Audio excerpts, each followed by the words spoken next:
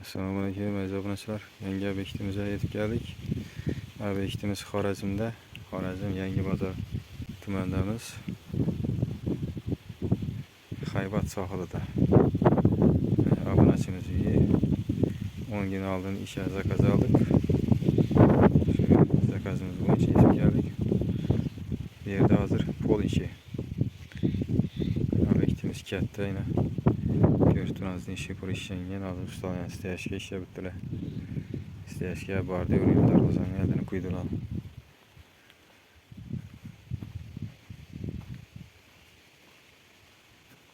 Şifreyle chiroyli deb ishlangan ekan. Eshiklar ham chiroyli, aynalar ham.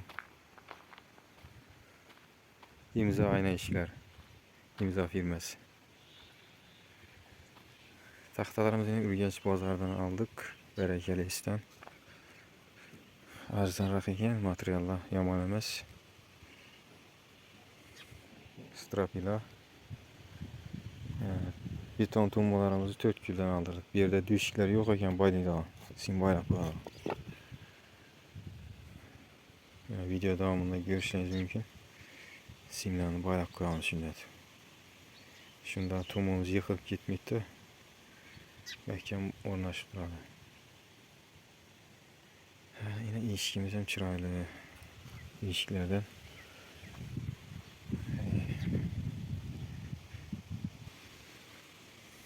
Dimaxotları var. Fondament işlengen. Fondamentten yine 4 kadar kerüç, pişen kerüç işlengen.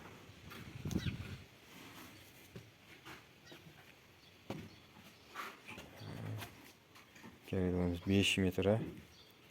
Uzunası 12, 12'den ziyad.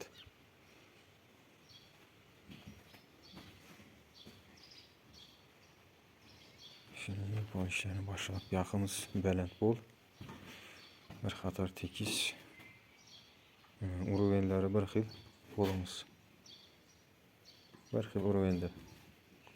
Splashlayını. Üst gitelim. Eshiklarimiz zakaz berilgan ekan 2-10. Shuna bo'ladani etib qo'llab ketib o'tirmiz. 2 santimetr zazur bor.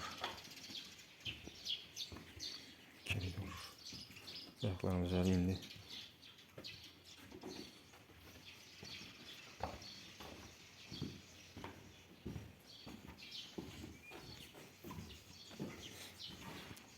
Podval qo'yib o'tirmiz hamma joyda. Pontini tushadi. Yaxımız ham katta bo'lgan, u yerga tashladik birdana podval. Yak dushovoy, yak kuxnya, jam o'tiradigan joy bo'ladi.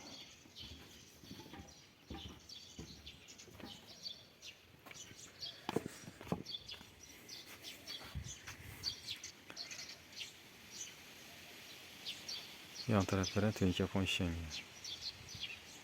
İsteyashga bordyor. Şimdi